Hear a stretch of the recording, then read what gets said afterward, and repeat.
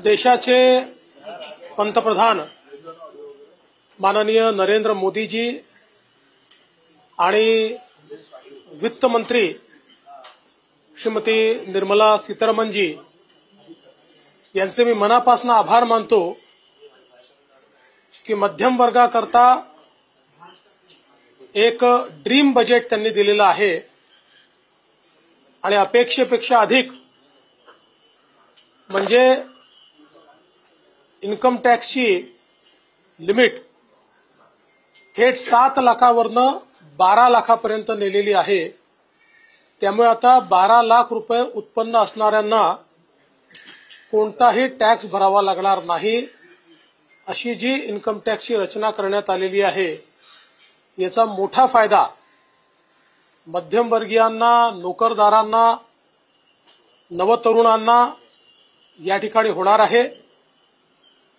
याच्यामुळे एक मोठं डिस्पोजेबल इन्कम हे मध्यमवर्गीयांच्या खिशात येणार आहे आणि ते जे काही इन्कम आहे ते खर्च केल्यामुळे देशामध्ये मागणी किंवा डिमांड ज्याला म्हणतो ती देखील मोठ्या प्रमाणात वाढणार आहे, ज्याचा उपयोग देशाच्या एमएसएमई क्षेत्राला मोठ्या प्रमाणात होणार आहे, त्यातनं रोजगार निर्मिती देखील होणार आहे। त्यामुळे मला असं वाटतं की या अर्थसंकल्पामध्ये अतिशय बोल्ड स्टेप ज्याला आपण म्हणू शकतो, अतिशय धीरानं घेतलेला अशा प्रकारचा हा निर्णय निश्चितपणे भारताच्या आर्थिक इतिहासातला मैलाचा दगड ठरेल असं माझं मत आहे। यासोबत विशेषतः शेती क्षेत्रामध्ये 100 जिल्हे आयडेंटिफाय करून त्याच्यामध्ये शेती विकासाची मोठी योजना राबवण्याचा निर्णय असेल किंवा नवीन पल्सेस मिशन असेल, पहिल्यांदा केंद्र सरकारने घोषणा केली आहे की तेलबियांच्या संदर्भात जी काही व्हॅल्यू चेन तयार होईल त्याच्यामध्ये 100% खरेदी केंद्र सरकार करणार आहे आणि हमीभावाने करणार आहे। त्यामुळे निश्चितच शेतकऱ्यांना अधिक उत्पादन मिळण्याकरता, अधिक पैसे मिळण्याकरता त्याचा एक मोठा फायदा होणार आहे। मासेमारी करणाऱ्यांकरता देखील जी काही क्रेडिट लिमिट 3 लाखाची होती ती 5 लाख बिनव्याजी करण्यात आलेली आहे, ज्याचा फायदा मोठ्या प्रमाणात होईल। आणि शेती क्षेत्रामध्ये खूप मोठ्या प्रमाणात विविध प्रकारची गुंतवणूक देखील सरकारने घोषित केलेली आहे। यासोबत एमएसएमईच्या क्षेत्रामध्ये विशेषतः जे काही क्रेडिट एनहान्समेंट असेल, लिमिट वाढवणं असेल, यामुळे एमएसएमईच्या क्षेत्राला सर्वाधिक फायदा होईल। आपल्या एकूण उत्पादन क्षेत्राच्या 36% एमएसएमईचं क्षेत्र पण सर्वाधिक रोजगार देणारं क्षेत्र असल्यामुळे त्याचा विशेष फायदा होणार आहे। आणि सर्वात महत्त्वाचं महाराष्ट्राकरता, कारण आता महाराष्ट्र हे देशाचं स्टार्टअप कॅपिटल झालेलं आहे आणि स्टार्टअपमधनं सर्वाधिक रोजगाराची निर्मिती होते आहे।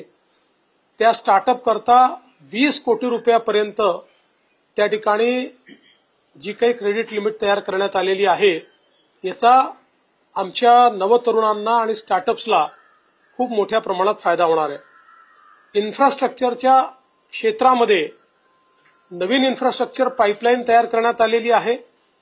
विशेषतः पीपीपी प्रकल्पांकरता जी नवीन योजना अनाउन्स करण्यात आली आहे, यामुळे खासगी क्षेत्राची गुंतवणूक इन्फ्रास्ट्रक्चरच्या क्षेत्रामध्ये मोठ्या प्रमाणात वाढेल आणि त्यातून रोजगाराची निर्मिती होईल।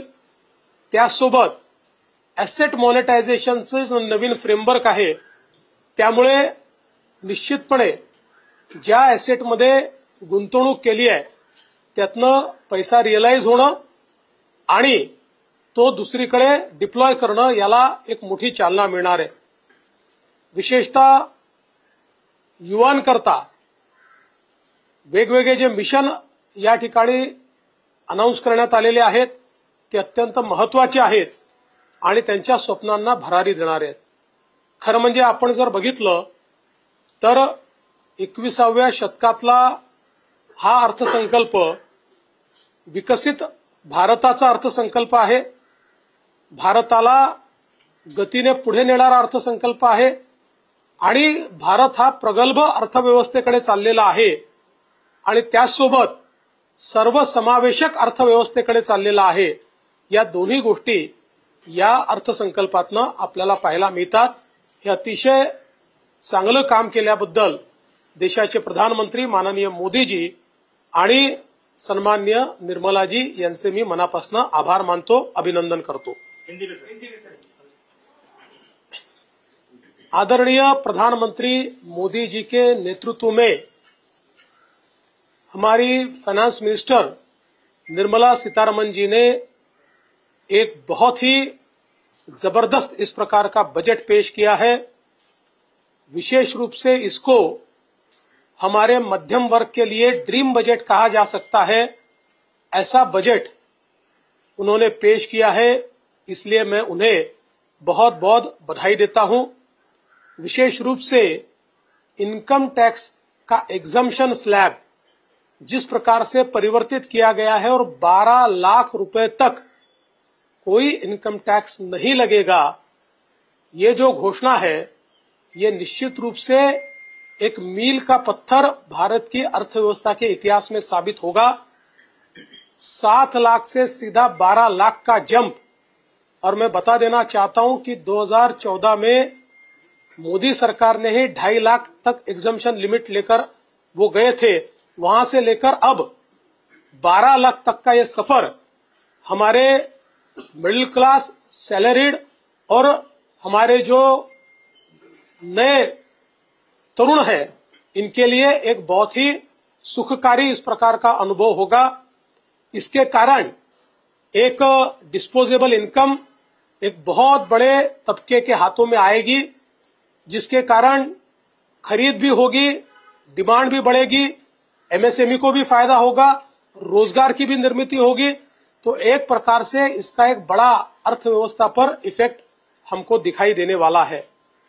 इसके साथ साथ जिस प्रकार से कृषि के क्षेत्र में अलग अलग योजनाओं को घोषित किया है, फिर 100 जिलों में जो नई कृषि की योजना हो या फिर जो हमारे ऑयल सीड्स है, दलहन तिलहन है, इसके लिए एक नई योजना की घोषणा हो. इस नई योजना के कारण बड़े पैमाने पर किसानों को फायदा होगा और केंद्र सरकार 100% माल खरीदने की बात कर रही है. इससे किसानों को बहुत बड़ा फायदा होने वाला है. हमारे जो मच्छीमारी करने वाले किसान हैं उनको भी 3 लाख रुपए की जगह 5 लाख रुपए क्रेडिट कार्ड के माध्यम से सीधे बिना ब्याज के मिलेंगे और कृषि के क्षेत्र में बहुत बड़े पैमाने पर निवेश ये होता हुआ हमको दिखाई देता है. विशेष रूप से हमारी युवा शक्ति के लिए एमएसएमई का क्षेत्र ये बहुत महत्वपूर्ण है. इस क्षेत्र में भी जो क्रेडिट लिमिट है और जो थ्रेशोल्ड लिमिट है, ये दोनों को बढ़ाने के कारण एमएसएमई को विशेष रूप से फायदा होने वाला है. उसके साथ साथ हमारे जो स्टार्टअप इकोसिस्टम है, चूंकि महाराष्ट्र ये देश का सबसे बड़ा स्टार्टअप हब बन चुका है, तो स्टार्टअप्स को भी जो 20 करोड़ रुपए तक ऋण देने की बात कही गई है, इससे स्टार्टअप इकोसिस्टम को बूस्ट मिलेगा और हमारे युवाओं को बड़े पैमाने पर इसके माध्यम से रोजगार भी मिलेगा. इंफ्रास्ट्रक्चर के क्षेत्र में भी जिस प्रकार से पीपीपी को बढ़ावा देकर इंफ्रास्ट्रक्चर में प्राइवेट सेक्टर के निवेश को बढ़ाकर एक प्रकार से बड़े पैमाने पर रोजगार का निर्माण करने का जो फैसला किया गया है, राज्यों को 50 साल का बिना ब्याज का इंफ्रास्ट्रक्चर ऋण देने के लिए 1.5 लाख करोड़ रुपए ये केंद्र सरकार ने रखे हुए हैं। इसके कारण इंफ्रास्ट्रक्चर में भी बहुत बड़े पैमाने पर फायदा होगा। इसके साथ साथ कई योजनाएं जो केंद्र सरकार ने आज घोषित की है, मैं ऐसा मानता हूं एक पाथ ब्रेकिंग इस प्रकार का ये बजट है। 21वीं शताब्दी में एक नई दिशा देने वाला ये बजट है। विकसित भारत की ओर भारत को ले जाते हुए समावेशी विकास, सभी को साथ में लेकर समावेशी विकास करने वाला इस प्रकार का ये बजट हमारे प्रधानमंत्री जी ने और हमारे फाइनेंस मिनिस्टर ने यहाँ पर रखा, इसलिए उनको मैं बहुत बहुत बधाई देता हूँ।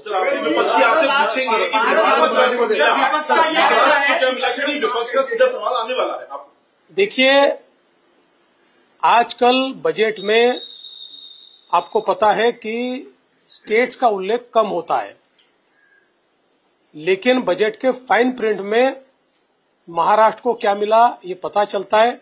पिछले बार भी हमारे विरोधियों ने बिना पढ़े महाराष्ट्र को कुछ नहीं मिला ये बताया, और उसके बाद दोपहर तक मैंने आंकड़े जाहिर किए तो फिर उनके मुंह बंद हो गए। अब भी महाराष्ट्र को क्या मिला इसके आंकड़े शाम तक मेरे पास आएंगे, मैं उसे घोषित करूंगा और आपको दिखाई पड़ेगा महाराष्ट्र को बहुत बड़े पैमाने पर चीजें मिली है।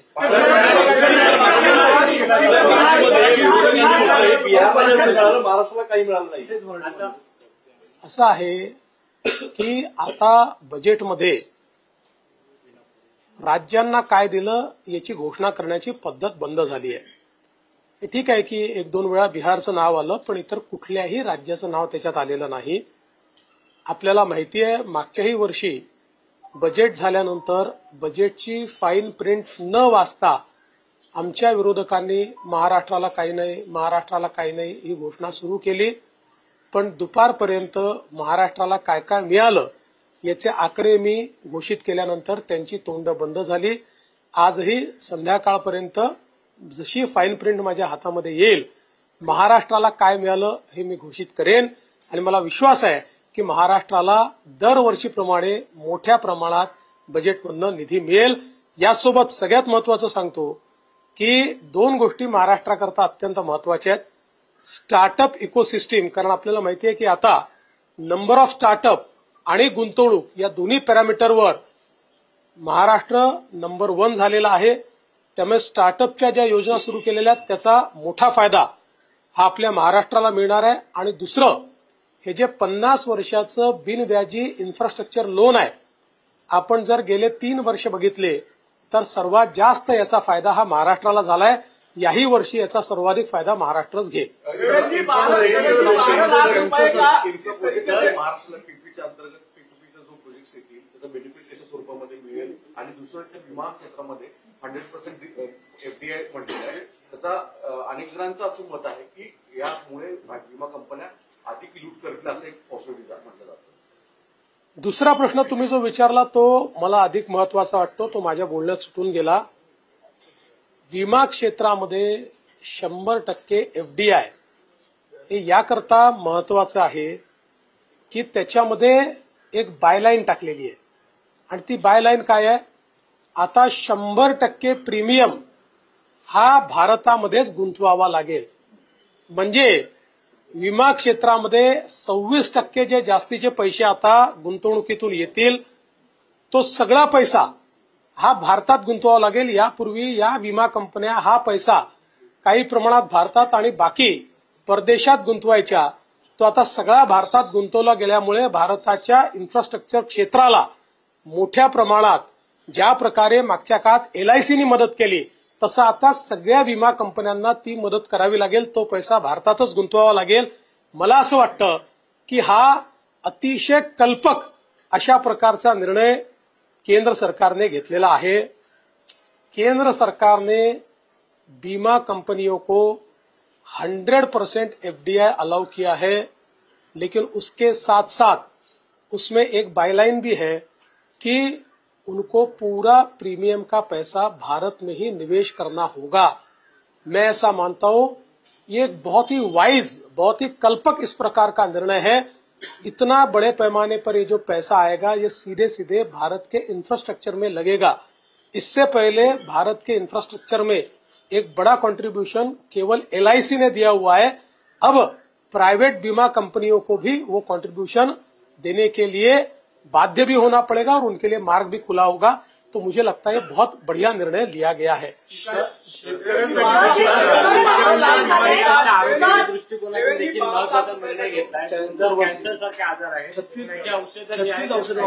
मला असं वाटतं की हेल्थचं क्षेत्र जर आपण बघितलं तर विशेषतः या बजेटने कॅन्सर सारख्या वेगानं वाढणाऱ्या आजाराला खूप मोठ्या प्रमाणात दिलासा देण्याचा प्रयत्न केलाय। प्रत्येक आपल्या सरकारच्या हॉस्पिटलमध्ये कॅन्सरचं डे केअर सेंटर काढण्याचा निर्णय घेण्यात आलेला आहे। 200 डे केअर सेंटर या एकाच वर्षात त्या ठिकाणी काढण्यात येणार आहे। कॅन्सरमध्ये खूप मोठ्या प्रमाणात रिसर्च चाललाय। परदेशात खूप चांगली औषधं उपलब्ध झाली आहेत, पण त्याच्यावर ड्युटी खूप असल्यामुळे ती आपल्याला महाग पडतात। अशा 36 औषधांवरची ड्युटी पूर्णपणे माफ करण्यात आलेली आहे। मला असं वाटतं की कॅन्सर पेशंट्स करता खूप महत्वाचा निर्णय झालेला आहे।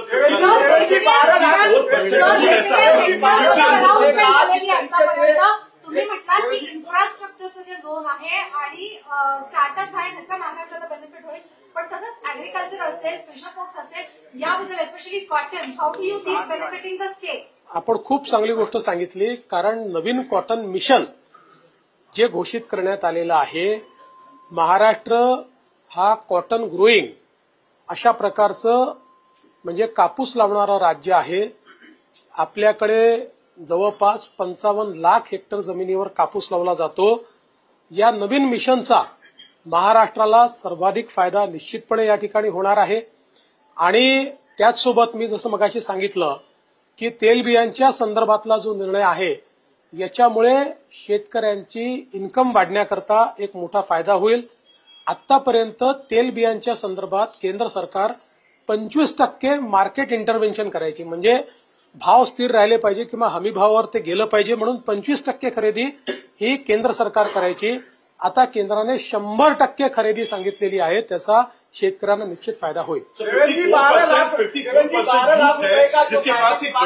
जिसके पास एक बड़ी डिस्पोजेबल इनकम आने वाली है, एक मुख्यमंत्री के तौर पर नहीं लेकिन एक अच्छी इन्वेस्टर के तौर पे आप उनको क्या इन्वेस्टमेंट एक सलाह देना चाहेंगे यहाँ पर, क्योंकि बहुत बड़ा अमाउंट उनके हाथ में आने वाला है। देखिए, मैं पहली बात बताता हूँ, मैं बहुत बुरा इन्वेस्टर हूँ। मैंने जिंदगी में कुछ इन्वेस्ट ही नहीं किया है, मैं केवल लोगों में इन्वेस्ट करता हूँ। लेकिन मैं सबको इतना ही कहना चाहता हूँ, गृह मंत्री के तौर पर जो भी इन्वेस्टमेंट करे उसमें रिस्क फैक्टर देखकर इन्वेस्टमेंट करे।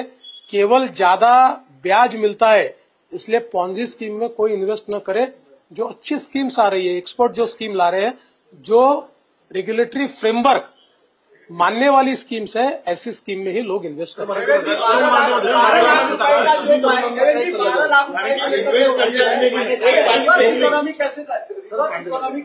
जी, 12 लाख रुपए का जो टैक्स स्लैब है उसमें रिवर्स इकोनॉमी कैसे क्रिएट होगी? देखिए, सबसे महत्व की बात यह है कि जब 12 लाख रुपए तक टैक्स एग्जम्पशन होगा, और केवल 12 लाख नहीं, 12 लाख तक तो जीरो है, लेकिन 25 लाख तक के सब लोगों के जेब में एडिशनल पैसा आ रहा है।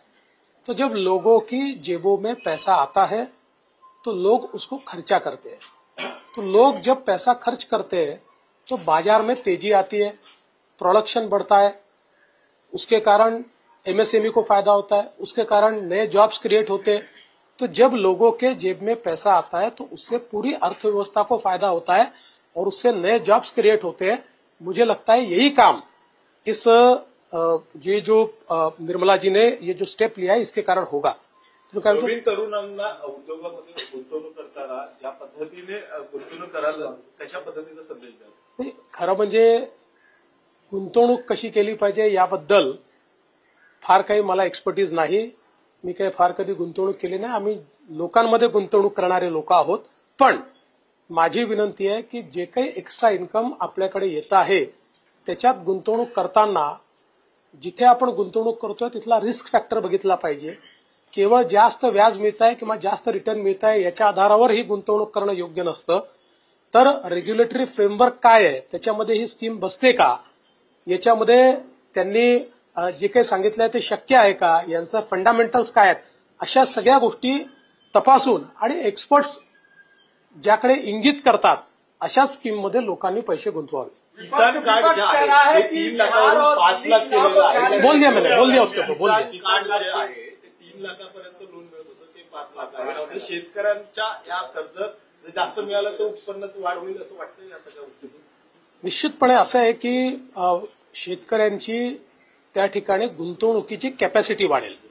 आतापर्यंत 3 लाखाचं कर्ज हे बिनव्याजी मिळत होतं, म्हणून शेतकरी 3 लाख रुपये कर्ज घेऊन त्यात आपलं भागवत होते. पण 5 लाख रुपयाचं कर्ज जर मिळालं तर त्या ठिकाणी अधिक गुंतवणूक करून अधिक नफा कसा घेता येईल याचा प्रयत्न शेतकरी करू शकतात. शेतकऱ्यांना याचा फायदा निश्चित मिळेल. आईआईटी और मेडिकल में जो सीटें बढ़ाने का फैसला किया है उससे महाराष्ट्र को कितना फायदा होगा और देश को किस तरीके से? देखिए, मुझे लगता है कि पूरे देश को इसका फायदा होगा. आप लोगों ने देखा पिछले साल 1 साल में महाराष्ट्र में हम लोगों ने मेडिकल में 1000 सीटें बढ़ाई है. तो इसके कारण हमको नए डॉक्टर्स भी मिलते हैं, हमारे युवाओं को डॉक्टर बनने का नया मौका भी मिलता है. तो निश्चित रूप से इसका पूरे देश में फायदा होने वाला है. इन्फ्रास्ट्रक्चरचे जे पीपीपी प्रोजेक्टच्या संदर्भात सांगण्यात आलेलं आहे हे अत्यंत महत्वाचे आहेत. कारण सरकारला आर्थिक शिस्त पाळण्याकरता एक फिस्कल स्पेस असते. त्या फिस्कल स्पेसच्या बाहेर जाऊन सरकारला प्रोजेक्ट हाती घेता येत नाही. एका वर्षी जास्त प्रोजेक्ट जर हातामध्ये घ्यायचे असतील तर आपलं जे कॅपिटल आहे हे थोडंसं आपल्याला योग्य प्रकारे डिप्लॉय करावं लागतं.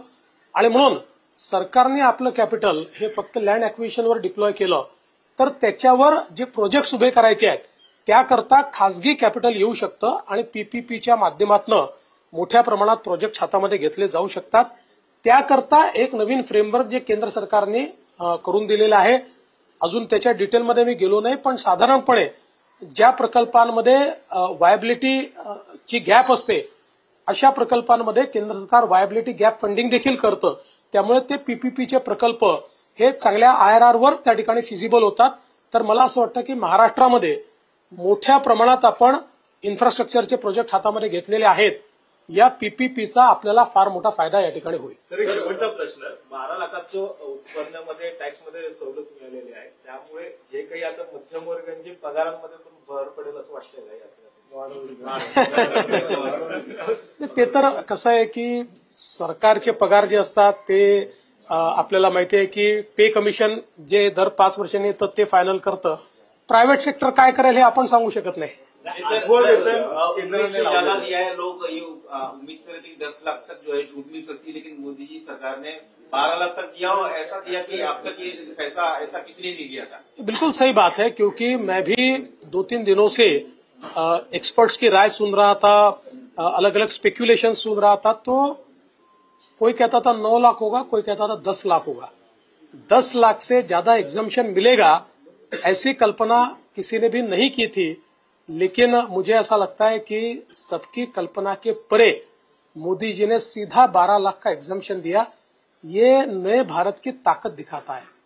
एक प्रकार से 1 लाख करोड़ से भी ज्यादा पैसा जो देश की तिजोरी में आने वाला था वो लोगों के जेब में देने का काम मोदी जी की सरकार ने किया है. सर, मुंबईच्या पालकमंत्री पदासंदर्भात अशी बातमी समोर येते की भाजपने घेऊ पाहते पालकमंत्री पद आणि रायगडचं हे होतं. काय खरं आहे? पालकमंत्री पदाचा अर्थसंकल्पाशी काही संबंध नाही.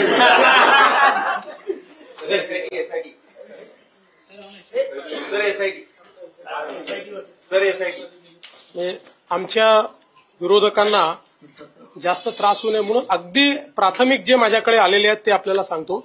अजून डिटेल यायचे आहेत. महाराष्ट्र रुरल कनेक्टिव्हिटी इन्फ्रास्ट्रक्चर प्रोजेक्टमध्ये 683 कोटी, महाराष्ट्र अॅग्री बिझनेसमध्ये 100 कोटी, इकॉनॉमिक क्लस्टरमध्ये 1094 कोटी आणि लिफ्ट इरिगेशनमध्ये 186 कोटी एवढे महाराष्ट्राला मिळाल्याची प्राथमिक माहिती आहे. पण ही लिस्ट खूप मोठी आहे. हे अगदी घाईघाईत बघितलेली आहेत. त्यामुळे उगीच त्यांना काहीच मिळालं नाही असं म्हणायची वेळ येऊ नये म्हणून थोडी माहिती त्यांच्यापर्यंत पोहोचवतोय.